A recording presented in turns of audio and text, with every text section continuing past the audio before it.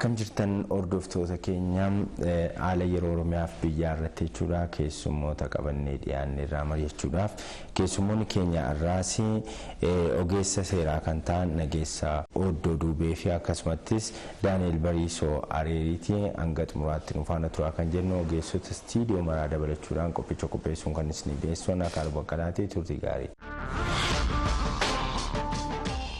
Baga nagaan dhuftan. Imala qabsoo Oromoo keessatti gahee olaanaa gumaachitaniitu keessumaa Nageessaan qabsoo bal'aasaa as biyya keessattis biyya alaas baatee taasifteetta. Mee akkamittiin amma jijjiirama dhufe kana akkamittiin xiinxalta? Biyya kanaa bahee biyya alaa dhaquu waan na mudate irraa dubbadha. Gaafa biyya alaatiin bahee jedhu akka ayyaadaa ture uummati Oromoo ka biyya alaa jiru fi jaarmiyaaleen biyya keessaa ari'aman hedduun biyya alaa jiru jedhee kanaafuu namni biyya alaa jiru kun hedduun hayyuudha jedhee amana ture. Qabeenyas qabaa namoota baratee siyaasas beekaa warra siyaasa hoogganuu jedheetiin ka yaadaa ture. Gaafa Minnesota gahee komunitii Oromoo dhaqu uummanni keenya ka Oromoo ka achi jiru faffaca'ee walgahii walittan dhufu ture. Maaltu ta'ee komunitiin teennata dadhabdu wayii turte. Maal jedhee gaafadhe akkamii jedhee gaafadhu lakkii 2008 booda dhaabni siyaasaa bakka lama dho'e tokko ABO shanee tokko ABO jijjiiramaa jedhame namni sanirra walloleeti amma walittan dhufu jedhe. Ji'oota muraasa lama sadiin duuba fincilli wayii egaa fincilli maaster pilaanii Amboo irratti jalqabe ka amma lammaffaa 2015 November 13 jalqabe doon ta'ini 2014 keessa gara ji'a caamsaa keessa na fakkaata ijoolleen Amboorra hiriira baate sun ta'e gaafa kana deebi'ee dhaqe community Oromoo kana gaafa dhaqu nami directory community ture Dr. Hasan Hussein ture waliin haasa'e abboo kun fincilli ka'e ijoolleen biyya keessaa dhumatu jirti nuti nami biyya alaa obbolummaa deeggarsa nama sanii qabnu gaafii isaanii sun gaafii ta'e naka jedhu solidaaritii agarsiisuu qabna maal jetta jedheen bar namni keenya addaan baqatee jira amma walittaayyuun dhufume qoy dargaggoota siyaamaa naan jedhe dargaggoota wayina yaame haasofne akka moyyaa maanii hiriira illee hifateera namni keenya hiriirri bu'aa buusan qabu waan jedhus jira bifa biraatiin itti adeemnu inni hunger strike hidhanne mootummaa Minnesota state capital ka jedhamu jira bakka naannoo Minnesota illee mootummaaf danda'e American federalism in bulti waan ta'eef achi fuulduratti teenneeti nyaata dinnee jalqabne guyyaa sadeessoo irratti immoo uummati bal'aan immoo Minnesota hiriira bahe gaafa uummata kora walii yaama walii boohee jechuu addaan bannee jirra maanii jedhee walii boohee achi jalqabame sochiin uummata is keessa godhe sun deebi'ee uummata alaallee kakaase uummata alaa immoo deeggarsa sochii is keessaatii qabu solidaaritii raalii jedhamee jalqabame jechuudha. Gaa achi keessatti maalti ta'ee biyya alaa kana keessatti duraan hiriiruma bahee galuu waa tokko malee tooftaa ittiin hiriira san dhiibbaa miidiyaalee alaarraan godhu because hiriira kana gaafa baatu sagalee uummata sanii ta'uu qabda. Sun hanqina qaba ture. Tokko miidiyaan OMN jedhu jalqabe sun immoo moor argitee hawaasa biyya keessaa illee hubannoo kennuu irratti sochii ala godhamus as dabarsuu irratti yaada as jirullee achi dabarsuu irratti gahee guddaa taphate. Gama biraatiin immoo maaltu qaramaa dhufe namni ala jiru sulleen haala qabatama biyya keessa jiruu fi waan warra seera baasu legislative Ameerikaatti dhiyeeffachuu qabu qaamatti dhiyeeffachuu qabu fa'a adda baafachuun dhufe. Fakkeenyaaf dhimmi biyya alaa dhimmi Itoophiyaa irratti gaafa Ameerikaatti baatu dhimmi sun dhimma naannoo adoon ta'een Ameerikaa irratti dhimma federaalaa irratti warra bakka bu'oota naannoo mootummaa federaalaa irratti kaawwanni godhuu qabdu. Isa kana faqa qajeelchine jechuudha. Kanaaf gaafii kennaa fi waan barreeffannee galchinuu fi waan jennullee warra bakka bu'oota koongireesmaaniif gara senaaterootaatti gochuu jalqabne jechuudha. Fooyya'insa dhufe. Achi keessatti immoo maal isinirraa barbaanna waan jedhu maal akka goonu feetan waan jedhu dhiyeessu yeroo hedduu namni keenya rakkoo ofii qofa himatee tanan godhanii akka nu godhanii jedhee gala yookiin tanan godhanii mootummaa kana nurraa jissaa moo hin godhu mootummaan hunduu birmadummaa qaba sovereign country independence qaba like mootummaa biyya biraa keessa galtee wanti gootu hin jirtu garuu gaafilee tanattu sirriitti argite tana deemaa jira. Bocamne ture. Isii tana bocamuu jalqabe. Isiin tun bifa saniin dhiyaatu jalqabde. Warri sunis waan inni godhuu danda'u adda baafatte tana nu godhi waan inni godhuu danda'u irra gaafachuun dhutte jechuudha. Biilii nu godhaa jenna. Biilii nu dabarsaa jenneen koongireesii keessatti dhimma Itoophiyaa irratti akka Itoophiyaan yoo isiin mirga namoomaa hin kabajne akka gargaarsa irraa dhaabu mootummaan Ameerikaa biilii nu dabarsaa jenneen. Booda lalaalanii warri koongireesmaanii kun biiliinii Itoophiyaan baay'ee jaala guddoo waan ta'eef hin dabru biiliinii kanaan dura yaalamee ture 2005 yeroo filannoo qinijjiitii warri hooggantoota qinijjiitii dhaman koongireesmaaniin Pennsylvania fakkaataa or New Jersey nama Donald Payne jedhamu amma du'ee jira biilii dhiyeessee ture Ethiopian Human Rights Accountability Act jedhama hin dabarre kanaaf jarri laaltee wal mari'attee biiliin goonu resolutionii goona resolutionin humni isaa xiqqaadha. Biiliin gahu biilii jechuun akka Itoophiyaatti akka proclamationiti resolution jechuun akka regulationiiti akka dambiiti isa baasnee yoo jenne dhiibbaatti goonaa jedhanii itti deeme jechuun amma dhagartee resolution san dhiibuutti dhufe dubbiin hin qajeelte dubbiin hariiroo alaalleen akka saniin himatil kennalleen tole hiriira baanuurralleetti coveragii uwwisa miidiyaa addunyaallee sirriitti argataa dhufe aktiivistiin Oromoolleen ta dur biyya keessatti waan biyya sirrii beekanuu fi heeraa fi wanni illee beekanoonni kun biyya alaatilleetti dhimma kana akka gaariidhaan dhiyeessuun jalqabame sagaleen uummata kanaa dhaga'ame jechuudha. Sun qabsoo Oromoo sirriitti onni godhe gama kennaan miidiyaa irratti miidiyaa advokeesii fi legislative advokeesii kana ani gurmuu KFO idil addunyaa tokko qabadhee hedduu hojjetaa ture.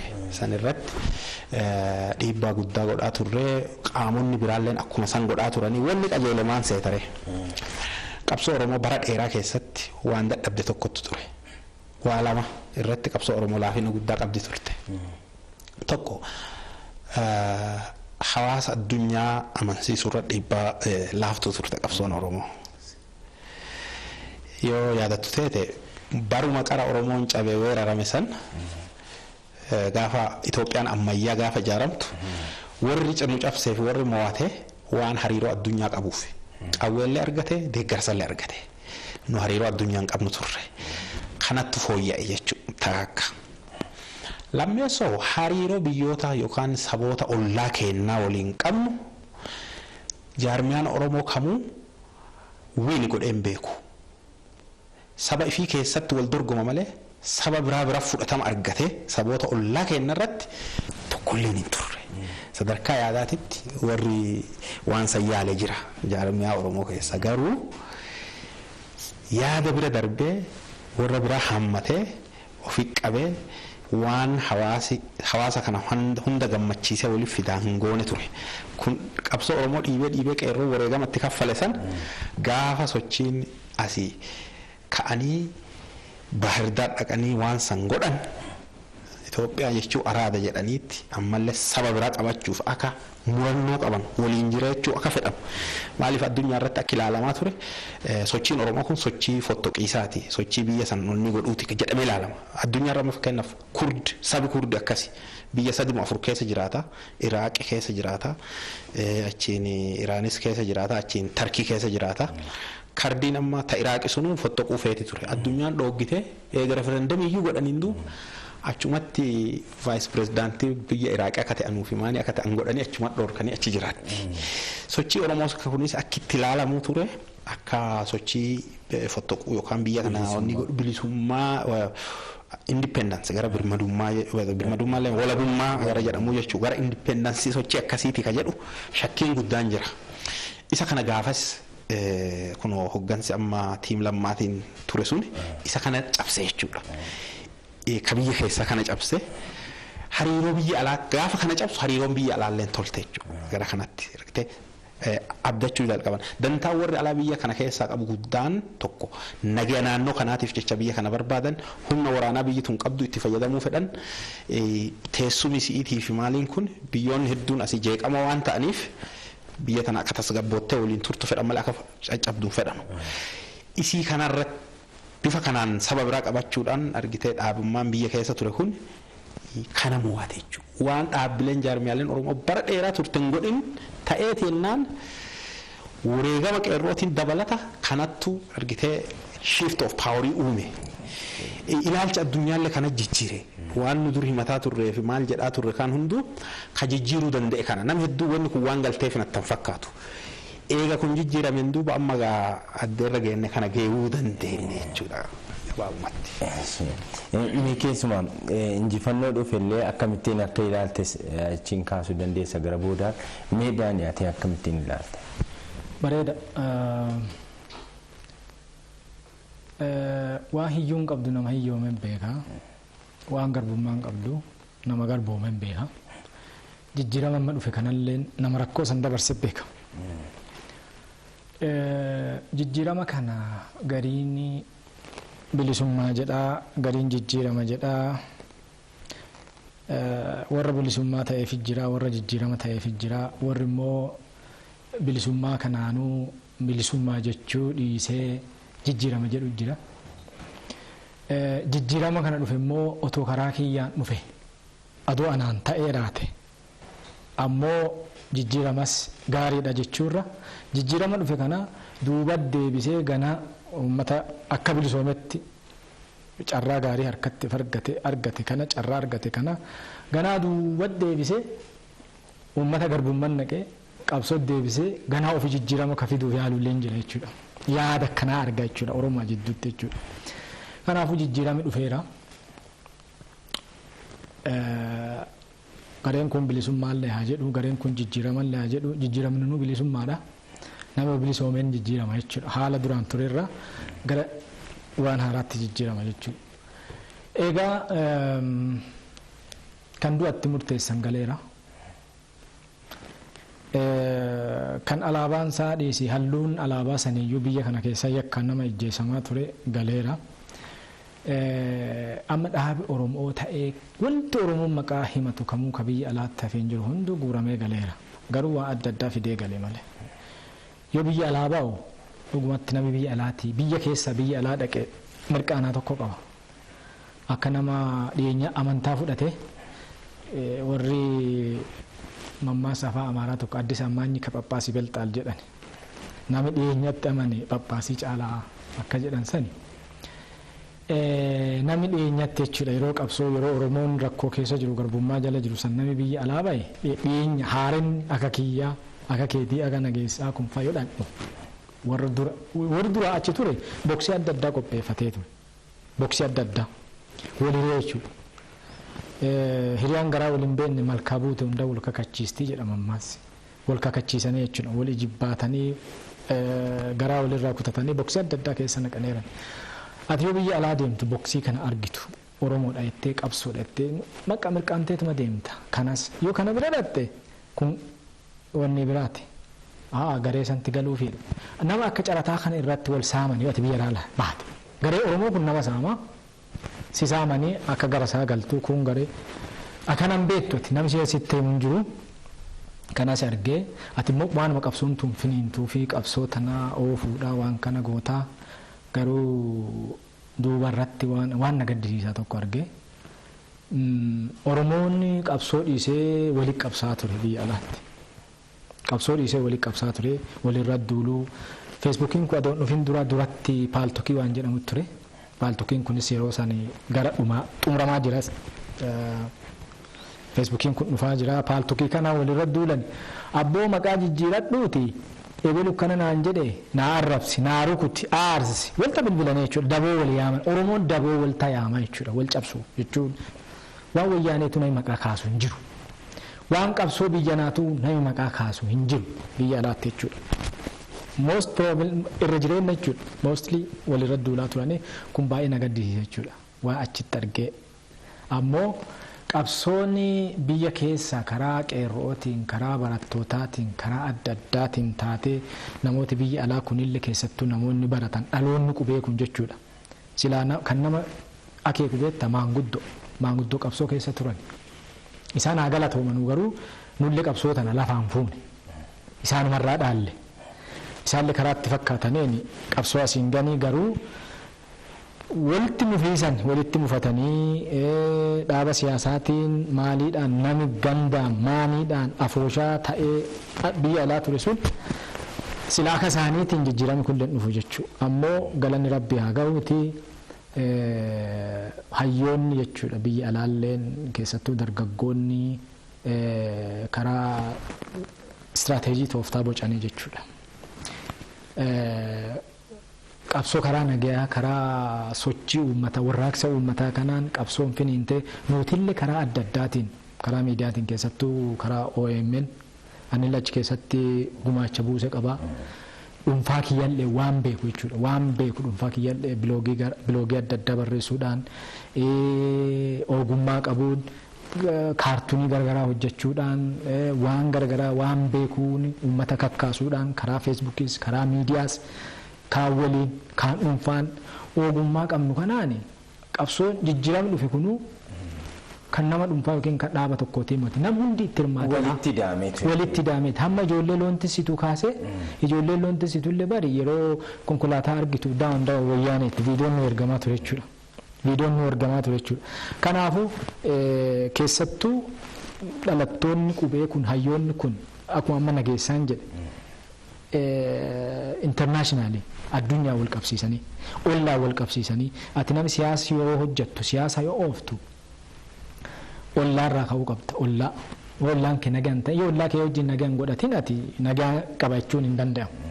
Biyyoota ollaa yoo jedhu uummatuma keenya ollaa Oromoonni beektaa naannoo Oromiyaa ollaa qabaame ollaa keenya wajjillee nagaa godhannee ollaa biyyoota alaallee nagaa godhannee addunyaan naqannee qabsoo keenya yoo oofne daandii addunyaan barbaaddullee yoo galfatin fedha keenya jechuudha. Oromoo qofa akkana feeti Oromoon jechuudhaan qofa qabsoo yoo oofamte hanqinni akkanaa sirreeffatamte jechuudha. Qabsoon kun yeroo gabaabaa keessatti jijjiirame dhufee jira. Jijjiirama kana ammoo abbattiffata jechuudha. Namni waan qabu hin beekne waan dhabe hin beeku. Sangara duubaa itti dhufnaati. Jijjiirama kana ammoo akkamitti eegannaatiffannaa waan jedhu akkanaan ala bahee akkanaan qabsoo irrallee turre amma qabsoo bahee qabsoo deebi'ee dhufe baay'ee. Paartileen Oromoo kana lattafe akkan jirre sillachuu kaastaniitu as Finfinnee uma jiru hundi isaanii garuu ammallee tokkummaan paartilee Oromoo kun ni titne kan jedhu uummata biraasiin kaa'aa jechuudha. Akkamittiin ilaalaa jirta amma tokkummaa paartilee Oromoo kana akkaataa isaanitti adeemaa jiran kana? Hayyee tokkummaa paartilee Oromootiin wal qabsiisee waa'ee isaa dubbachuu dura waan tokko jechuu barbaada. Paartileen Oromoo hunduu galanii jiranii. Riphee lolaan biyya kana keessa ture yeroo muummichi ministeeraa Dr. Abiyyi gara aangootti dhufu riphee lolaan gugurdaa jedhamu beekamu sadiitti ture. Sadanuu asmaraa turan beezii achi qaban ture waajjira. Tokko adda bilisummaa Oromooti. Tokko adda biyyoolessaa bilisummaa Ogaaden ONLF. Kasadeessoo ammoo arbanyoochi gimboot saban ka jedhamu. Warra kun sadiin ture. Arbanyoochi gimboot saban akkuma wanni kun jijjiirame kun dhufee sochiin fudhatamuuf tarkaaffiin fudhatamaa ture hidhamaan hiikamee argitee mootummaa yaamicha godhee waan tarkaaffii gara demokraasii deemisu tokko fudhachuu jalqabeen warra dami keessa warri hunduu gaafa gadhiifamu gaafa aangawoota duraa keessaa warri akka Geetaachoo Asaffaa Faaree aman warri akka Samooraa fa'aa bahan gaafa uummata biyya alaallee jarri wanni jettu hin galaa jedhee waraana isaallee wanni jedhee gaafaan Dargaggoo Jiggeeffaa fa'aa bahaniin duuba akka galuu murteessee gale. Gaafa galummaa waraanni isaa hunduu warra arbanyoochi jedhan sanitti tureen fakkaata naannoo Amaaraatti galanii meeshaa fi wanni godhanii akka deebi'anii gara nagayaatitti barateeru gara hojiitti kun immoo gara loltummaatti seenan hiikatanii jiru isaan. Amma yeroo tokko namni hin hiikanne ka isaanii akkasii uummati qawwee ni qaba. Akkuma amma Gujii fi Booranni namni qonnaan bulaan hunduu ni qaba ture. Mana keenya hedduutti ture qawwee ni qabanna horii ittiin tissina. Bineensi wanta tokko jiraate yookiin immoo lolli ollaa gosaa fa'aa horii walii saamuu jira ittiin fayyadama. Akkuma san uummati isaanii sun hin hidhata aadaadha. Garuu warri gimboot sabat arbanyoochi sun kagale hiikate deebisanii mootummaa san keessatti bajetis godhamee fi gargaarsa godhamuuf godhamee fi gara nagaatti dabran warra Ogaadenilleen akkasuma warra Ogaadenilleen mootummaa wal dubbatee loltuu isaanii ka jiru galee kun poolisii naannootitti kun waan adda addaatitti achumatti aangoollee qoqqoodamanii ka isaanillee nageette gara adda bilisummaa Oromootii yoo dhufna immoo hogganse wal dubbate Asmaraa irraa ka'ee dhufe gaafa dhufu san warra loltuu Asmaraa irraa qabu 2,200 fide sun as qubatte hiikatte jechuun gara leenjisanii gara loltuu gara wanni adda addaatitti deeman komiin hin jira garuu loltuu san sirriitti hin qabannee ka jedhu jira akka dhandhee laallu nu dhorkamee ka jedhullee komiin warra liidarshiippii irraa ni dhagama loltoonni isaanii ka biraa garuu ka Oromiyaa keessa turan ka maybe gara Keeniyaa kanallee jiraachuu danda'anii kaaba Keeniyaa keessa loltoonni isaanii kun riphee loltummaa itti fuufan jechuudha hin dhaabanne yaalii sayyoo yaadattu teete yeroo tokko kolbaa nagayaa torbaan nagayaa ka jedhu labsamee abbaa gadaa Gujii abbootiin gadaan Gujii waan san labse kora tokko lollottutti kora torbaan nagayaa san keessa korri godhamee ture guyyaa qaraa ta'anii warri ijoolleen baddaa sun bakka buufatteelleen dhufee gaafatanii ennaan hogganni kenna ol jira abbaa qabnaa yoo isaan galaanuun jedhan malee hin galluu jedhan guyyaa lammeessa garuu kilaashiin loltuu mootummaatiif wanni jidduutti uumame dubbiin sun adoo galman gahin hafe jechuudha korri guyyaa lammeessatti adoo fuufin hanqatee achiin duuba garuu abbootiin gadaa Oromiyaa asitti immoo kora san jalqabanii amboot deemanii immoo korma qalatanii maal jedhanii gara araaraa koree teeknikaa dhaabanii itti seenan guutuma guututti milkoonne akka namni gariin galee gariin immoo hin galle wanni sun wal komii jira gariin mootummaa komataa gariin ammoo warruma hoggansa abaa'oo kana komataa maafi abbaa gadaatiif uummata kennine maaf jedhanii galaa jedhanii maaf hin ajajne ka jedhu jira wama maraafuu garuu loltuun kun haga ammaa riphee lola ala hafee jira jechuudha. Demokrasii fiduuf immoo yoo riphee lolaan tokko alaa lolu taate caasaa mootummaa keessaa nama ajjeesu taate uummata shororki uummati sodaa keessa jiraatu taate qaami mootummaallee ammoo jara san irratti harkaaffii fudhadhachaa jaraafis uummata nagayaas yoo reebu taate siviiliyaaniin jidduu kanatti dhumata nageenni hin jiru haala nageenni hin jirre demokrasii ijaaruun baay'ee rakkisa. Kanaafuu wanni qara godhamuu qabu kan itti amanu jara kana karaa nagayaatiif fiduu dirqama. Jara kana karaa nagayaatiif fiduu yoo jedhu rakkoon tokko hin jira. Wanni si rakkisu tokko amma hoggansi kun as jiru waakkate jara kana hin beeknu jedhe. Jarri alaalleen hoggansa as jiru wal hin beeknu jedhan. Soo amma jarri kun eenyu maqaan siyaasa maqaan dhaaba isaanii kamii hoggansi isaanii hoo sagantaan siyaasaa isaanii hoo kama warra asiiti moo kabiraati kun baay'ee rakkisaadha. Haa ta'u malee ammallee ta'etu jara kana karaa nagayaatitti fidu tokko uummata Oromoo dhiibbaatti godhuu qaba. Uummata Oromootu nu biraa kuni yoo hidhattan ta'e hidhadhaa gala akkuma kun poolisii Oromiyaa kuma hedduu gaafa gaddaalle leenjisanii eebbisan argineera qaama kanaa ta'anii daangaa Oromoo haa tiksanuu uummata Oromoo haa tajaajilanu. Malee yoo amma bosonaallee jiran humni isaan ijjeessan poolisuma Oromiyaa ijjeessanii poolisii Oromiyaatii fi humni Oromumatti wal ijjeessa. Kagama kanaan jirus akkas ta'a kanaaf dorgommiin jiru ka siyaasaa qofa ta'uu qaba. Wanni loltummaa fi maalii riphee loltummaa yaadaan ta'uu qaba. Isa kana dhumatti godhuu qabna.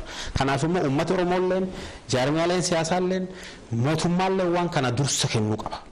Dubbiin tun haatu akka xumuramtu godhuun dirqama tokko wannummaa angaleefuu sanii keessattuu naannoo itti dhaladhoonni kun jirti gandan itti dhaladhee fakkeenya jiddoo lafa jedhamtu ijoolleen hedduun amma bosona kana keessa jirtu ijoollee tana namni fira kiyyaa hedduu keessa jira dubbii tana dhumatti godhuu qaba ka jedhu anilleen akka yaadaatti ittiin qaba waan kanaaf immoo gargaarsa gama mootummaallee hin barbaada.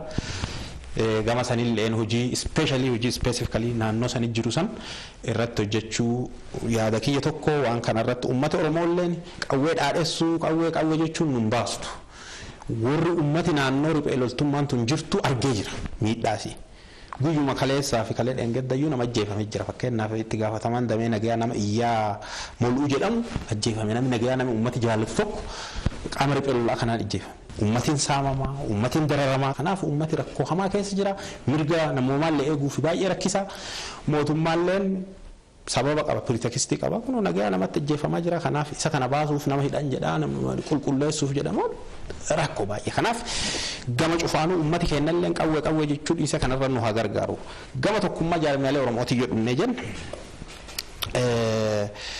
jaarmiyaan tokko jaarmiyaan akka paartii badhaadhinaa jaarmiyaa saba biraatu walitti makatee naannoo Itoophiyaa 9 jira naannoo 9 keessa 8 ifitti makee paartii tokko ta'ee biyya tana akka itti gara fuulduraa deemsisu sagantaa baafatee karoora baafatee mul'ata qabullee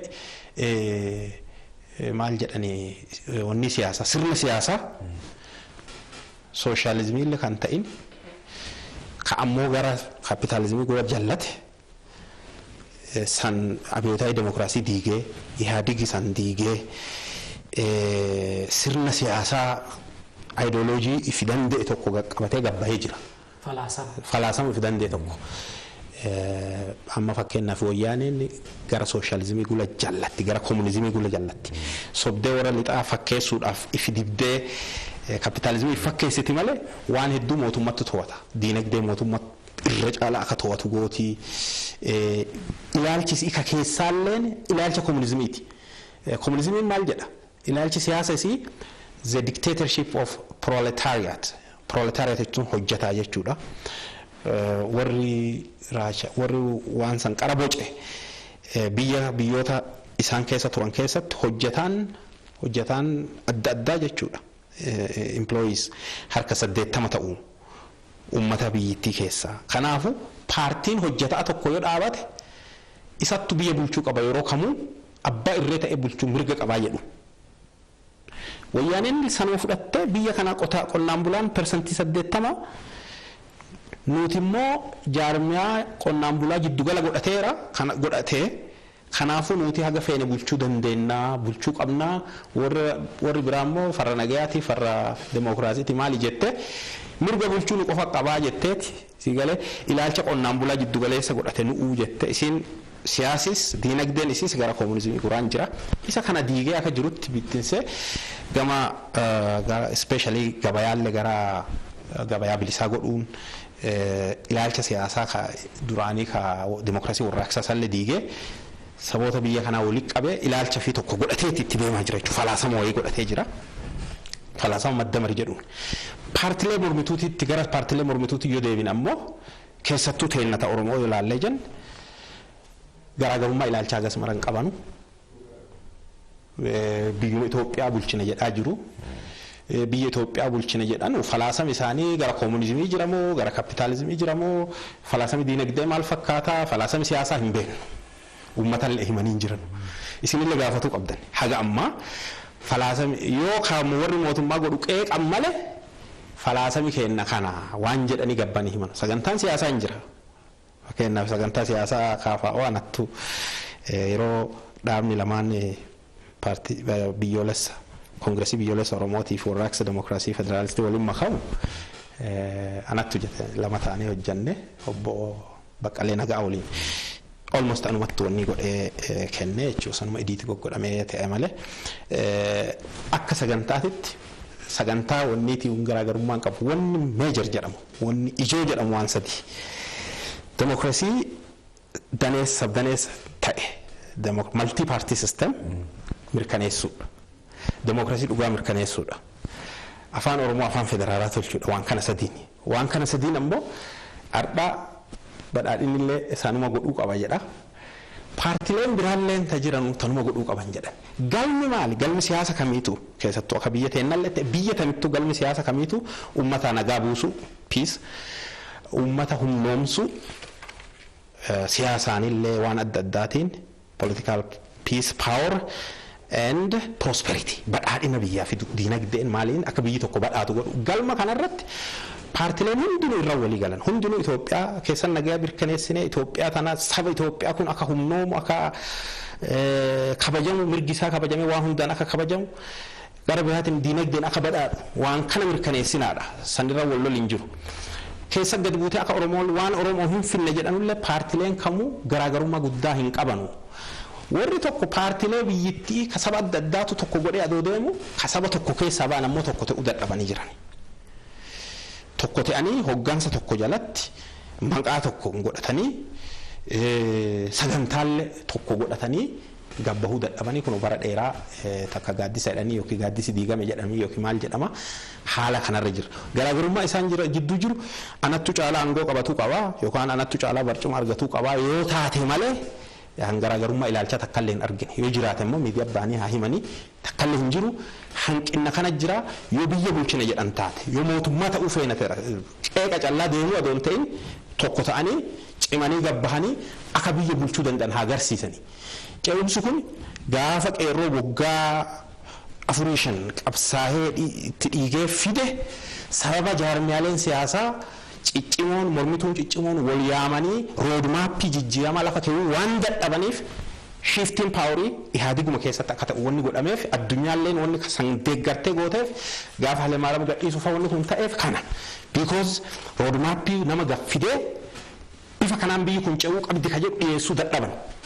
Gaafa sanis biyya alaatittuu wal yaamanii tokkoomuu dadhaban yaalii hedduutti tolfame hin goone ammallee yoo ta'eeti wamaqee qaaf olii gadi fiiguu adoon taane gabbahanii wanni tokko haa godhatanii sagantaa tokko godhatanii akka biyya tana fuuldura deemsisan falaasama wanni addunyaa ka siyaasa የፖለቲካ ስርዓት ከጀደም ስርነ ሲያሳ ከማ ከወርድፈን ሃይመኒ እንጂሩ ዋጋማ ስርነ ሲያሳ ከም ገራ ካፒታሊዝም ጉ ይጅራሞ ገራ ሶሻሊዝም ጉ ባልና ለፈውን ለከያን እንጅርቱ ከናፍ ስርነ ሲያሳ ከማ ከወርድፈን ዲነግደረት ሲያሳ ረዋ ሁንዳኑ ገቀበተኒ ሞቱማቴ ኡ አከደንዳኑ አርጊሲሱ ናሚ ጃርሚያ ሰበተኮቴ ወሊ ገሉ ኔጎሼት ጎዱ ደደበ ቢየ ቡልቹ ጀቹ ረኪሳዳ ከናፉ ቢፈ ከናን ዮጋባን hanqina kana jira yokum sirraay baay'ee gaarii hunda caalaa garuu hidhan wanni hidhatamee bosona keessa deemu sun ammaan tana addunyaarra illee jiru uummanni Oromoo kanarra dhiibbaa haa godhu keessattuu uummanni qabsoon hidhannoo keessa gaggeeffama jiru akka malee miidhamee jira uummanni sodaa fi cadhisee jira yoo inni wa dubbate firasaa jeesan yoo inni wa dubbate isa jeesan gama lamaan iyyuu dhiibbaan irra ga'ee jira kanaaf cadhisee jira kana uummata Oromoo marti akka nageenni bu'u dorgommiin siyaasa qofa akka ta'u duuba deebi'anii akka bara 1960 70 80 yaaduun hin danda'u riphee loltummaan addunyaa keessaa badee jira ummatti goone ilaalcha qofaan yaada qofaan siyaasa qofaan akka wal dorgomnu aangoo immoo ka siyaasaan caalaa fudhatama argate ka uummata amansiifate ka dandeettii qabu ka mul'ata qabu aangoo fudhachuun akka biyya bulchu mul'ata isaa argisiise ummati illee mul'ata kanattu nu fullaasa mul'ata kanattu nu guddisa mul'ata kanattu nu badhaadhina nu fida mul'ata kanattu hegerille saba guddaa nu godha ka jedhu ummata guddaa nu godhu jedhu achirratti hundaa'ee imaammataa fi wanni irratti hundaa'ee akka ummati filatu karaa kana deemuu qabna. Riphee loltummaan addunyaa irraa badee jira jettee amma waggaa 30 riphee lolaa kan ta'e mo'atee mootummaa ta'e sin jiru miti. Hin jiru ilaa riphee lolaan amma Afrikaa keessatti eegee ka'aane Lord Resistance Army as Uganda ture inni amma bade ndom International Criminal Court dhiyaataa jiru warri isa hogganan because dubartii gudeeduu maal yaada waan daa'imman waa hedduu daa'imman wanni irra hirmachisu ka Koongoo tokkos akkasuma Joseph Kony ka jedhamu wanni addunyaatti dhiyaate dhumate ka isaaniillee amma hin jiru biyya ka Angoolaa riphee loltummaa Angoolamaa turte Jonas Savimbi sun hunduu diigamee jira asika almost in jaarraa 21ffaa kana keessa waraanaa fi akkasumattis arrabsoo wal cobsuun kun Oromoo irraa ni eegama ittaatis Daani'el yaada wal mormuun otoo danda'amu gara kanatti maarii fi keessumaa saba sirna dimookiraasiitiin bulaa ture saba duudhaa guddaa qabu kanarraa gidduutti kun deemuun isaa gaariidha. Gaaffii bareeda gaaffii wal arrabsoo kanatti adoon ceen dura mee walitti dhufeenya paartilee keenya kana laalletti allee waa dubbadhee gara sanca'a.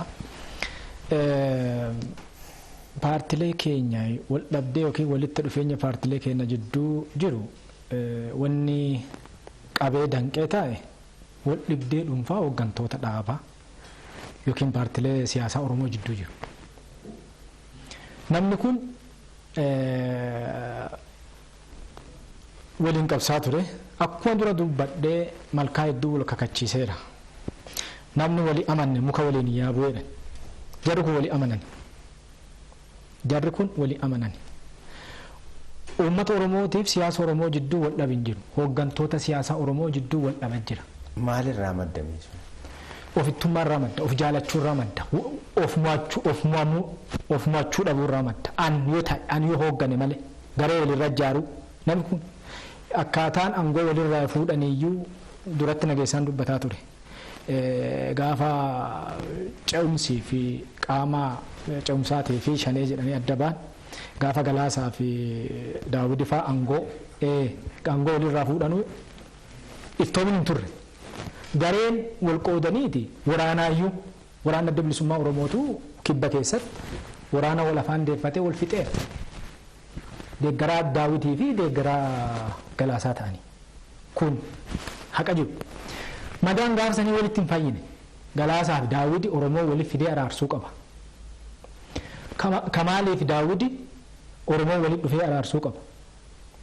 Leencoo fi Daawudii, Leencoo fi Galaasaa uummanni kun maanguddoon tun dhugaadhaan walitti araaramuu qabdi. Yoo dhugaadhaan maanguddoon tun garaa walitti hin fayyini rakkoo Oromoo jidduu hin furamu. Rakkoo tanatti jira. Ammallee tokkoon xiqqoo gabaasee irra sii bu'ee darbaa adda bilisummaa Oromoo fudhanne dhugaa dubbachuudhaaf amma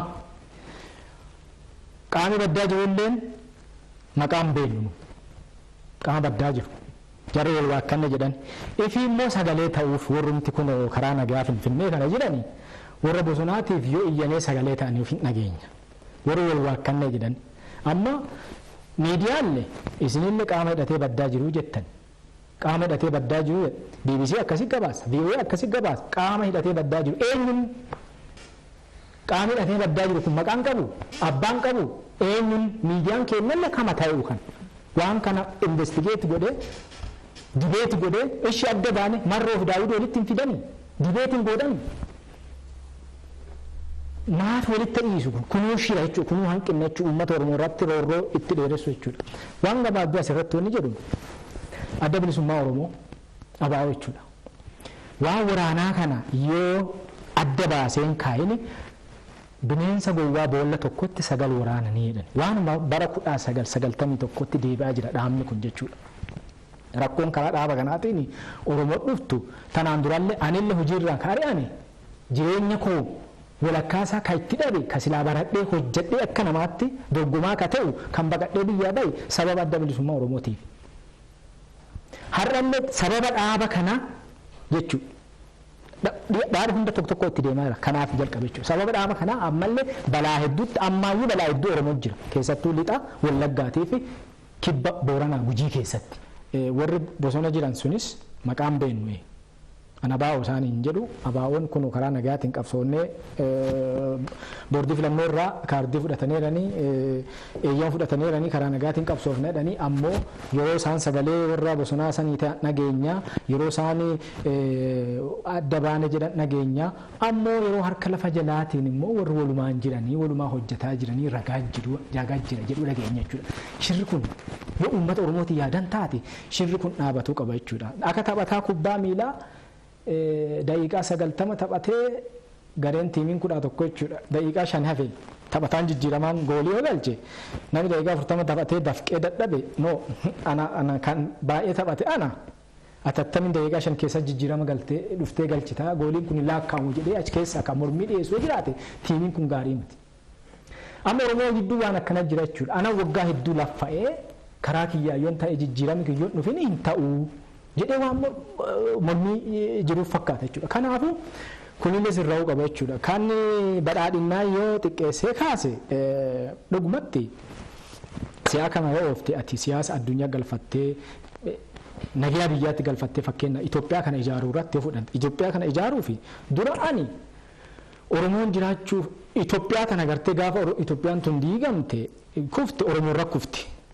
Digalee waaqa jidduu lafaa nu godhe sentirii waan nu godheefi jidduu biyya kanaa nu jechuudha. Gaafa Itoophiyaan tun jidde nurra jidde jechuudha. Gaafa walitti bu'iinsi naannoo Sumaaleetii ka'ee Oromoon miliyoona 1 olachi buqqe waa Oromoon ta'e argine. Gaafa Gedoo Gujiin walitti bu'an waa Oromoon ta'e argine. Gaafa Beenishaangullee fi Oromoon qaami kamiyyuu walitti buusu waan Oromoon ta'u argine jechuudha. Kanaafuu jidduu lafaa jirra gaafa Itoophiyaan tun jidde biyyi tun Oromoo irra jiddee jechuudha. Kanaafuu Itoophiyaa tana saba daneessa kana sabaaf sabalammoota kana walitti qabee dhaabni siyaasaa ammatti jiru badhaadhina jechuudha. aggaar paartii jedhanii wayyaanii achi hiitee harka qofa rukuchisiifattullee ka fidda bale dhaaba badhaadhinaati jechuudha. Afaanota biyya kana jiran afaan shaniilleen afaan hojii mootummaa naannoo mootummaa federaalaa gochuu fi kan dabale dhaaba badhaadhinaa kana jechuudha. Gara biraatti yoo fudhannellee amma dhaaba badhaadhinaan kun dhaaba adda addaatti waliin makame dhaadhii fudhannee jechuudha. Achi keessaa ODP yoo fudhannee jiraannee amma sirna gadaa jenna. Sirna gadaa dhaaboleen kennan dhaaboleen siyaasaa Oromoo ka duraanii sirna gadaa afaaniin jedhan. Gadaan immoo gadaan 8 namni aangoo ka qabatu. Ka waggaa bara 1991 as aangoorra jiru hedduu jira jechuudha. Mee ODP yoo fudhatte paartii badhaadhinaa kana keessa fudhatte nami akkas aangoorra jiru jechuun jiru jechuudha. Mee pirezidaantii naannoo Oromiyaatti yoo fudhatte meeqa jijjiirame? Adda bilisummaa Oromoo keessaa hoo? KFO keessaa hoo? Dhaaba biraa keessaa hoo? Jijjiirama hedduu kana qofaa miti jechuudha. Waan adda addaa yoo ilaalte dhaabi badhaadhinaa kun fakkeenya saboota adda addaa Itoophiyaa kana jiraachuu gaafa Itoophiyaan diigan biyya diiguu baay'ee Liibiyaa fi Sooriyaa umurii kiyyaa kee kana argine magaalaa kana keessa kaleessa deemaa turre haadha biyya namni dubartii Arabaa tokko daa'ima qabatte makina jala kadhataa deemti dubartiin Arabaa Sooriyaa biyya jalaa diigame jechuudha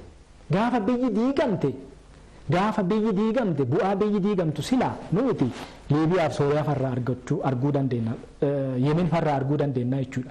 Mee dhuguma siyaasa kamtuu siyaasa dhaabbilee siyaasaa akka biyyaatti amma Itoophiyaatti dubbataa jira beeka Itoophiyaan maali jenna Itoophiyaa keessa jira gaafa Itoophiyaan tuntuqamte akkuma Liibiyaa fi Sooriyaa kana jechuudha. Liibiyaa fi Sooriyaan keessattuu biyya amantaa baay'ina amantaa tokko afaan isaanii Arabaa amantaan isaanii baay'ina Musliimaa almost jechuudha.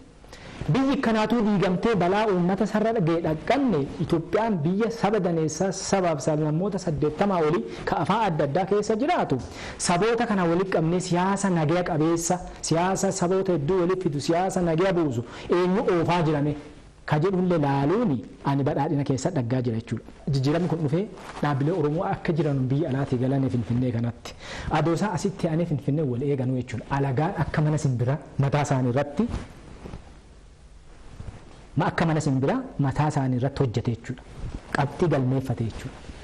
Otoo isaan wal eeganii otoo Oromoo wal eegu alagaan qabxii irra galmeesse jechuudha. Wal ijaaree dhufe jechuudha. Silaa jijjiirama Oromoo kana injifannoo Oromoo kana kadeeggaranii naannoo Amaaraatti maal jedhamaa turan kaalkulemii hunda bocuuf afaan Oromoo afaan hojii lammaffaa godhachuuf socho'aa turan jechuudha. Tokko asii mootummaa lama jira. Tokko asii kana hiikachiisuullee hin jiru hiikadhullee jedha. Kee Oromoo jechuudha numa waluma jidduutti jechuudha. Kanaafuu argitee wanti baay'een numarraa sirraa numa wal tuffachise jechuudha. Adoo nuti asii wal eenyu luka wal sakaallu mogolee wal boosnu alagaan gubbaa akka galaanaa nurra faca'uu ga'ee jechuudha. Baay'ee way Oromoo kan cabsu alagaa alaa dhufee miti Oromoo jechuudha. Gamiyyuu alagaanis karaa Oromoo seenuu barbaadu yeroo nuti qaawa waliin baasnee jechuudha. Asumas teennee walirratti hojjennu karaa nuti walta baasnee alagaan immoo nu laallate jechuudha nu se'ate jechuudha. Kana laalee gara arrabsoo jettee gaaffii kaastee turte amma. Ilaamee kana waan gabaabduu jedhee bira darba.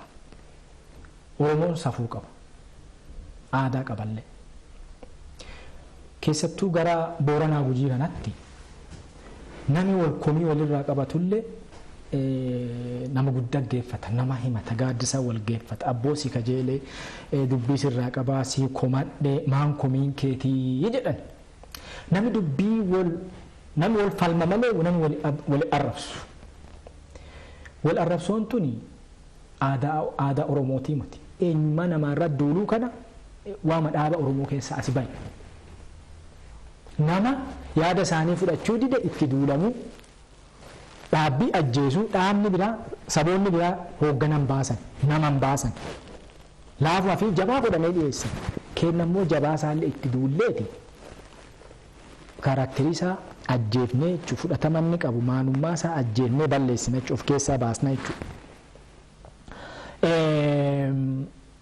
Aadaan tun karaa sallee irra kan qinna qannaa jechuudha. Ammoo dhugumatti dhaloonni duubaa dhufaa jiru kuni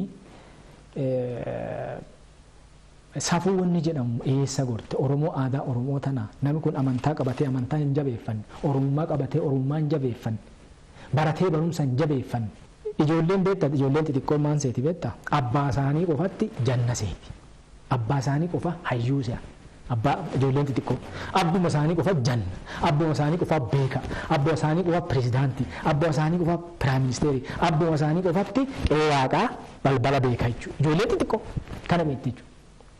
Yoo guddattoo eebaluu abbaa kiyya caalaa namni sun hayyuudha namni sun jedha namni sammuudhaa akka guddataa deemuuni waa argaa jechuudha.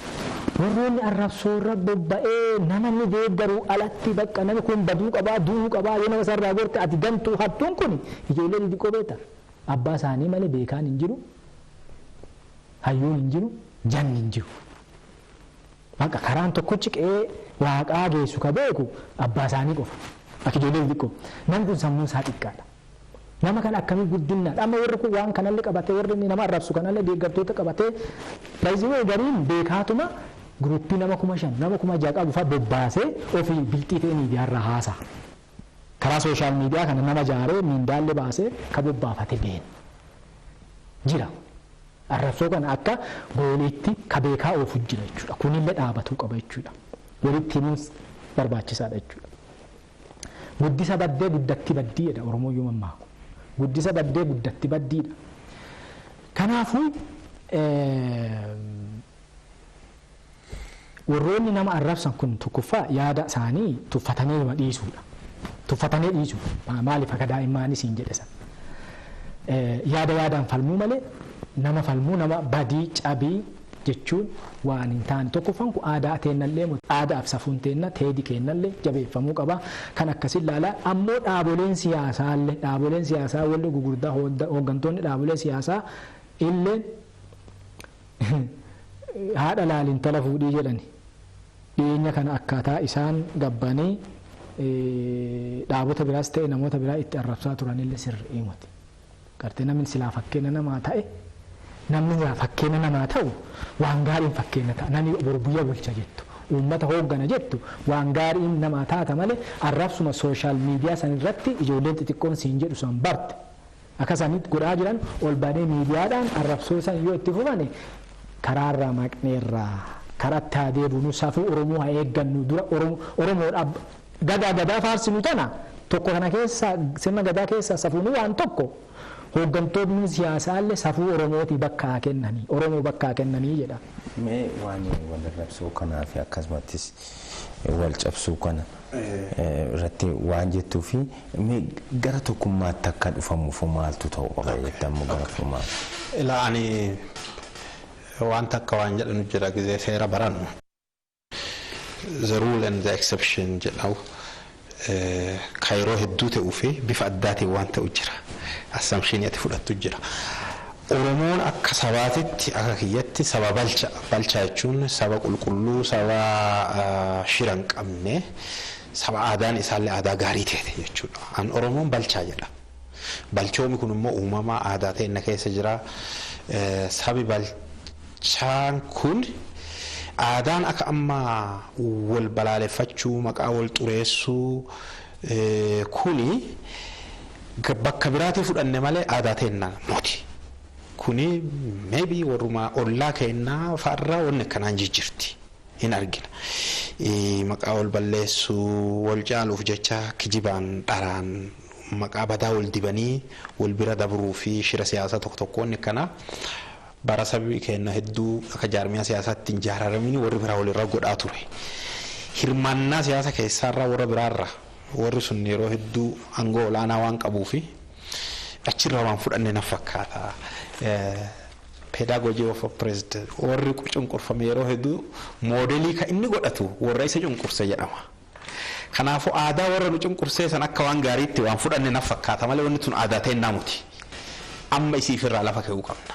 Isiifirraa lafa keenne balchooma keenna deebine dhuga'aan wal dubbanne dhuga'aan wal qabanne yoo jenne hegerillee biyya tanaafillee eebba taana akka sabaatillee saba cimaa taana.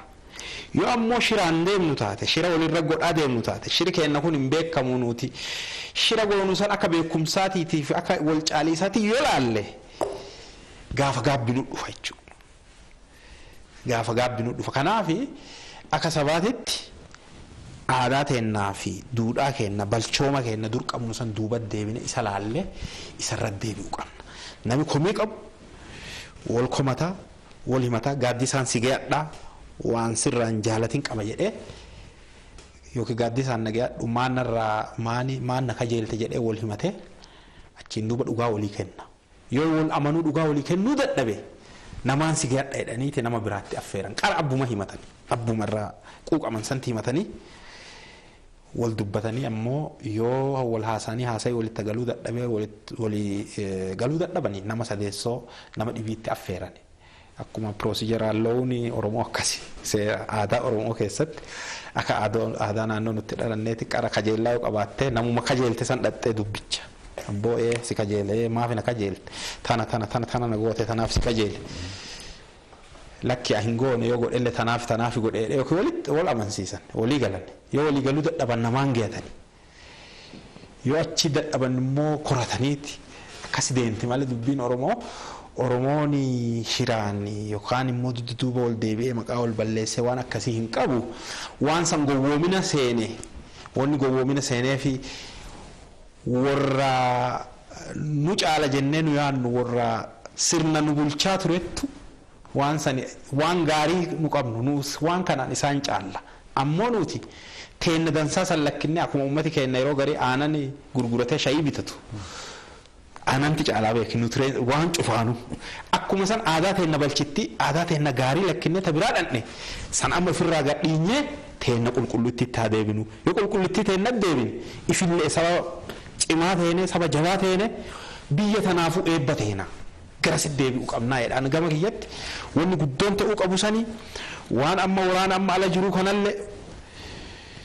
ummata akka walitti araaramu ummata irraa wal dhaba guddaa uumeera mootummaallee walitti akka araaramu gama mootummaa hanqinni hin jiru jechuu miti hanqinna jira gama mootummaatiin nama kana garii akka inni baqatee bosona seenu ka godhe bulchiisuma mootummaa ka sadarkaa jalaa jiru waan adda addaatiin miidheeti yeroo sochiisanii kaasee warra nama morka warra kanaatiif bosona galee jira reebicha gisee san irra geerraa qawwee sirraa fudhannu malee sirraa hiiknuu malee fajedhanii ummati badda baqatee jira naannoo teennatti immoo qawwee hiikachuu jechuun akkuma waan dhiirummaan tabadde jechuudha namni ilmi dhiiraa qawwee sirraa yoo hiikatan jedhan dhiirummaan biyya keessan deemtu du'a wayyi qawwee sirraa hiikna fayyadanii ummati baqatee jira amma warra badda gale san wanni ummati jibbuuf warra badda gale ummatarra deeme qawwee ummatarraa hiikata qawwee dhibii addee dhibii dhuftuuf hin qaddu ummatuma kana tasatti kutanii qawweetti qabanii wanni jedhanii irraa hiikatanii deeman tana ummati akka malee amma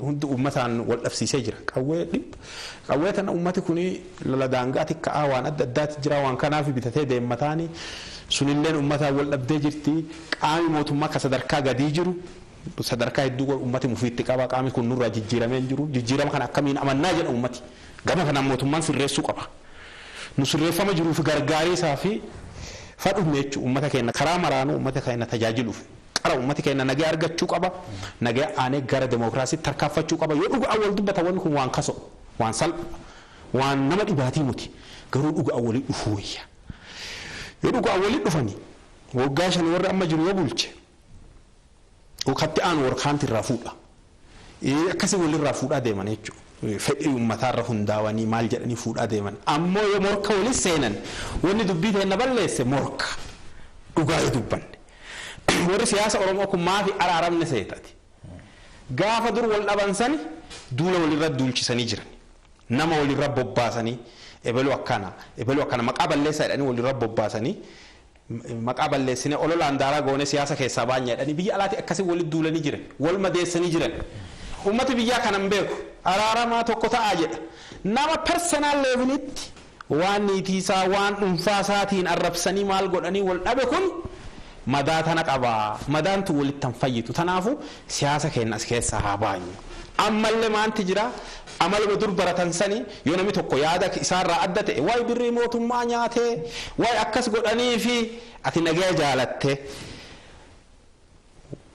ummati keenya kun wal dhaba ummata keenyaatii fi xiiqiin lola isaa kana jidduu wanni harka qabannetu harkaan guute hamtuun nu dhufuu dandeetti warra karma sareen saaxeen waraabessi seenaa ka jedhan sani waan dhibii fi haala banti wanni kuni miidhama ummata keerratti geeru badii lubbuu dhabiisa du'a saamicha waan adda addaa qaama adda addaatiin rakkoo adda addaa ummata keerra ga'uuf jettee yoo ati dubbattullee amala baratanii waan barmaata santi jira dhagartee walirra duuluu maqaa wal balleessuuf yaaluu jira isii tana dhaabanii yoo dubbiin an dubbadhe dogongora taate dubbiin isaa dogongora maaniif tanaaf dogongora sirrii moti jedhu malee nageessaan diima nageessaan gurraacha nageessaa akkas ta'ee beeka akkana sungatiin qabdu yoo dubbii nama tokkoo mormite aboo dubbiin nama kanaa sirrii moti maafi kanaaf inni akkana jedhe sirriin tana akkasii wal mo'atuu qaba nami tanaafu isii keessa haa baanu dhugaa walitti haa deebinu yoo dantaa uummataa haa dursinu amma hanqinni jiru maali sababa morkaatiif sababa dhuunfaa wal dhabi jiruuf sababa adda addaatiin morka keessa gallee dantaa uummataa irraanfannee wal moo'uudhaaf jirti walitti deemuu jira dorgommii akkasiiti jira dorgommii fayyaaletti miti heelzii miti dorgommii heelzitti haaseenu san qofattu biyya tanas baraaree saba keenyas baraaree biyya tanas gara demokraasii tarkaanfachiisuu ka danda'u heelzii competition keessumaa Oromoon haqa qaba biyya kanarraa haqa kana akka hin arganneef karaa fayyaalessa hin taaneen dorgommii dhaabbileen Oromoo godhan kanaafi jedhama maaliif saba biraallee amansiisanii yookiin dhaabbilee biraallee amansiisanii waan kana dhugaa haqa isaa uummanni Oromoo akka argatuuf kan hin taasifne illee kanaaf jedhamee ka dhugaadha maanii fi akkuma reefuu kaasne kana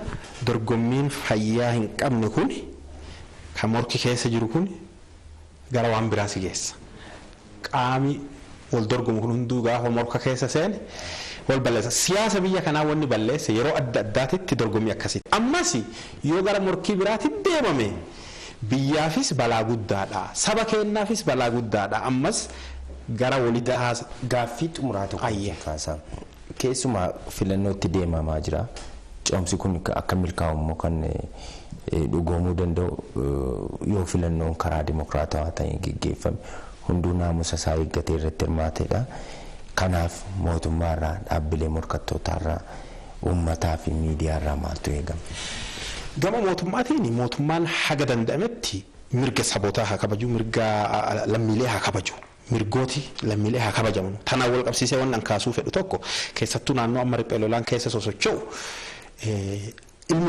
ilma keettu bosona jira jedhee namni hidhama abbaa keettu wanni jira yookaan obboleessa keettu jedhamee namni hidhama qabeenyi warra sanii horiin fa'a oofamee magaalaa akka galu godhamu akkanaatti jira wanni akkanaa kun wanni seeraallee miti waan akkanaa kana caasaan gadi yoo godhu ta'e mootummaan irratti sirreessuu qaba kana haa sirreessu bakka biraattis haga dandeettis mootummaan ofii seera kabajee seeraallee haa kabachiisu bakka garii mootummaan hin jiru sadarkaa jedhamutti ture jechuun namni akkuma fedhe waan fedhe godhuun sulleen barbaachisu jaarmiyaaleen siyaasaallee miseensota isaanii akka seera kabajan haa barsiisanu ofiifis seera kabajaniiti mootummaan akka seera kabaju haa godhani tokko lammeessoo jaarmiyaaleen siyaasaa nagee haa labsanii itti kee nagee haa labsanii keeniyaa keessatti filannoo 2008 fakkaata yeroo Raila Odingaa fi Uhuru Kenyataan dorgommii san irratti filannoo wal dhabat ture sabooti wal dhabanii wal fixanii ture achiin booda filannoo itti aanuuf garuu maal godhani hundu dursanii amma achi rabshaa akkasii akka uumamne ka jedhu uummataa hima publicly himaa turan kennallee akkas godhuu qaban mormituulleen filannoo duuba wanni jedhee rabshaan yookaan immoo jeequmsi kamuu hin ka'u waan jedhu labsuun barbaachisaadha ammumaanuu jeequmsaaf qopheessaa yoo deemne kun tasumaan ta'u biyya kanaafis hin fuudhu haga danda'ametti ideemsi sirrii akka ta'u nu qofa moo qaba yoo nu moo'in jeequmsa kaasna waan jedhu ammaanuu yoo himani ammaanuu deeggarsa ka qabu nu qofa wanni jedhu balaa fida nu qofattu deeggarsa qaba nutti moo'uu qaba waan jedhu ammaa himanii deemuun balaa guddaa waan qabuuf qaamni paartiin amma biyya bulchus paartileen mormitootallee nagaa labsu uummata ilaalcha demokraatawaa ta'e kamooti hamoatu ideemsa irra hanqinni jiru garuu himaa deemuun barbaachisa ideemsi sirrii ta'uu qaba demokraasiin ideemsa achiin duuba yoo ideemsi sirrii ta'e kamooti demokraasiidha laali abaa'oonis mo'ate kaafaa'oonis mo'ate badhaadhinnis mo'ate ideemsa sirriitiin kan mo'ate demokraasiin mo'ate jenna olaantummaan seeraa mo'ate jenna gaafas kamo'atu demokraasiidha malee paartii miti ideemsi sirrii teenaan fookasiin kenna xiyyeeffannaan kenna ideemsa irratti ta'uu qaba ideemsi sirrii akka ta'u qofa wanni godhu ideemsi gaafa ideemsi karaa irraa baade ideemsi karaa irraa baade asii badaa jira jedha komachuun baay'ee barbaachisaa qaamni mootummaallee ideemsa karaa irraa godhu haa sirreeffatu ideemsa sirreessinee bifa bilchaataa ta'een biyyattii tana gara demokraasii ceesisuun takkuma filannoo sirriitiin mootummaan dhaabatee hin beeku ka ammaa kana filannoo sirriitiin akka mootummaan dhaabatu ideemsa isaa qofarra fokasaa goonu gara jeequmsaa kan deenne uummata nagaatti haa labsinu waan kana barsiisaa haa deemnu jedha. Keessumaa miidiyaa fi uummatarraallee waan eegamu. Uummanni qaroome mootummaan leentisaa seeralleen eega jechuudha seeralleen kabaja jechuudha. Amma biyya faranjiitti fudhanne biyya Swiidinii fakkeenya paartileen garaagaraa sagalee qoqqoodamanii mootummaa ta'uu dadhabanii dhiyeenya kana jechuudha. Ji'a 5 ji'a mootummaa malee turte jechuudha biyyi. Mootummaan jiraatee dhiisee uummata quban qabu. Egaa ka paartilee walitti dacha'anii dhiiroo maan ta'an akkam ta'ana maangoona eenyu piraayim ministeerii godhanna jedhanii piraayim ministeeruma duraan ture kaa isa nuun wayyaa jedhanii fidatanii hamma isaan ta'anii uummata quban qabu jechuudha televezyiinii irraa dhaga'a. Uummanni illee gahee qaba jechuudha. Amma biyya sana seera bulcha warradii isaan sirna gaarii ijaarratan. Sirna gaarii ijaarratan sirna san kabajan malee mootummaan dhufee waanuma akka shufeerri tokko makina oofee kuun taree makina numa deemame. Shufeerri biraas immoo. Numa oofu. Addeen makina tokko makina tokko amma shufeera tokko malee oofuu ka biraan caccabsa waa jetta. Saanuma jechuudha dubbii. Sirna seera ijaarranne kana haa kabanyu. Sirna gaarii kana haa eeggannu haa ijaarrannu. Siyaasi suuqii kana banatee namni dhaabileen jira hundi karaa nagaatiin duraan nagaan dursa yoo nageen hin jiraate namni suuqii gabbayee banu jira adoo kabaan girgirriin as keessa jiraatte hin jiru suuqii siyaasii dhaabileen siyaasaa kun paartiin siyaasaa kun suuqii kana karaa nagaatiin banadha magaala keessan gadi afaa uummatatti kenna uummati karaa nagaatiin isinirraa haa bitu qawween kootu narraa bitin jedhin amma namni tokko suuqii godhatte kootu jiinsii kana qawween narraa bittu malee isin jedhe yoo humnaan bittallee abboon gadaansi jaalata hin jaalatu warri qawwee narraa biteetan ulli haa dhaabanu warri ana malee suuqii tiyya malee suuqii ebeluun dhaqinaa jedhan ulli haa dhiisanu waan qaban namuu gabatti haa baasu karaa nagaatii argite uummata keessa deemee haa bitatu uummati ilaalee waan sitta gala uffata bifa jaalattu uffata sirraa deemu kaan tokko gabaabaa jaalatu tokko dheeraa jaalatu tokko qal'aa jaalatu tokko furdaa jaalatu tokko istikkinii jaalatu tokko faashinii jaalatu tokko aadaa jaalatu haa bitatu gabaa haa dhiyeessan karaa nagaati suuqii ebeluun dhaqina tiyya malee dansaa miti tulle jechuudha ammallee kanaan wal qabsiisee waan an jedhu shirri oromoo keessatti sirumaa wal balleessu oromoo ittiin wal balleessiti shirri oromoo jidduu yoo seene balaa biraa qabatee dhufa siigalee ka gubatu ka ciisu kaaseedhaan bineensa baadiyaa yoo deemte bineensa tokko adamoo yoo kaastu beekta tokko kaastaan tokkoon gugatu jechuun fiigu jechuudha baay'ee ka fiigu kun ka biraa kaasa beekta ka biraa maaltu natti dhufeedha ka biraalleen ka shirri immoo oromoo jidduu gara biraatti namni shira arte obboleessa ajjeesu waan biraa dhiise mana jechuudha dhaala manaa irratti mana magaalaa irratti obboleessa shee walirratti siyaasi shiraa oromoo keessatti balaa guddaa qaba shira walirraa haa dhaabanii keessa ammallee waa'ee miidiyaan amma yaada ofii bilisaa ibsachuu waan jedhu jira haga eessaatti waan jedhu immoo daangaa jira ani amma higa kana daangaa qaba amma harka kiyya sochoosuuf garuu funyaan keetiif afaan kee naannoo kana sochoosuun mirgan qabu harka kiyya garuu dheede tufuu hin danda'u hamma kana siigalee hamma walakkaa kana harka kiyya sochoosuu hin danda'a. Garuu yoo achi sitta tuqee afaan kee funyaan kee afaan kee akkana tuttuqee dubbiin daangaa darbitee mi? Darbitee jechuudha daangaa jira jechuudha. Yaada ofii bilisaa ibsachuun kunillee amma namni beektaa ukkaamamee ture. Amma jijjiirama dhufe. Amma jijjiirami kan dhufne jedha. Jijjiirami hin dhufne jedha. Kammoo daangaa nama harka isaa dabarsee amma si akka gahu. Ka durii waa tokko hin dubbanne sodaafu ka ol jedhee hin jenne amma jijjiiramni hin dhufne jedha. Jijjiirama dhufe kanaaf fayyadameetu ka duraan hin dubbanne dubbatee jechuudha. Kanaafuu keessattuu miidiyaan jiru almost miidiyaan akan jirretti biyya kana keessa. Ija siyaasaati ija ogummaati yoo ilaalle. miidiyaan kun ka mootummaa ta'e kun ka warra dhuunfaa ta'e jechuudha argite miidiyaan kun amma miidiyaa garagaraatti biyya kana keessa jira broadcast yoo jenne print yoo jenne leeni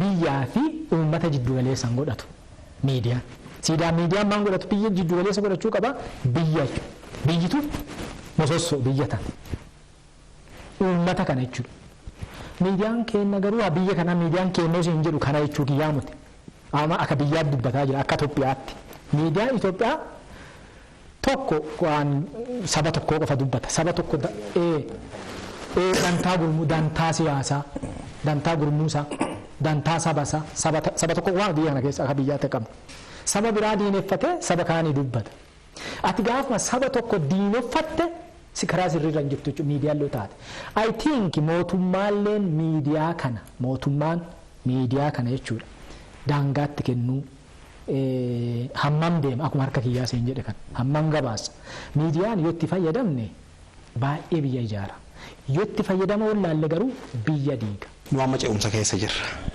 Haala ce'umsa keessa jirru kanatti ce'umsa jechuun akka ciniinsuuti. Dubartii yoo ciniinsu ji'a 9 gara abbaattee ciniinsuu bira yoo geettu ilmi kun yookiin ilmaaf intalli yookiin sirrii dhalatti yookiin immoo hobba'uu dhabuu dandeetti. Lubbuun jiraachuu deemsi kun argitee onni amma akkasanii sirna siyaasaa keenya keessa biyya keenya keessatti yoo sirnaan deemne demokiraasiitti dabarra. Demokiraasii yoo dabarre waa hundaa uummata murteessaa deemaa jechuudha. Akkuma amma biyyoota Keeniyaan amma demokiraasii ceetee jirti. Filannoodhaan wal moohanii aangoo walii kennanii hagasi. Rakkotti ture yeroo Jomo Kenyatta Arap Moi bara dheeraa shiraan bulfataa ture. Arap Moi irraa akkuma godhanii amma eega dabreen duuba amma garuu filannoo sirnuma geggeessaa jiran.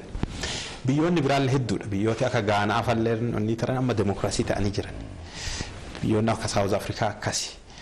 Irra caala biyyoonni hedduu yeroo gara demokiraasii tarkaanfachaa sagalee uummataatiin mootummaan ijaaramaa. Mirgoonni kabajamaa maal amma sadarkaa achi dhufaa jirra. Isa kana keessatti hunduu gahee qaba. Uummati illee gahee qaba. Wanni jarjarsuun godhan yookaan kenna qofa, yaada kenna qofa, ilaalcha kenna qofa wanni jedhamu dhaabatee ideemsi kun sirrii ta'uu qofa too'achuudhaan dahumsi kun dahumsa nagayaa, hobbaatii nagayaa ta'ee akka demokiraasii ceenu hunduu gaheesaa akka taphatu kanaa yaamicha godhuu barbaada.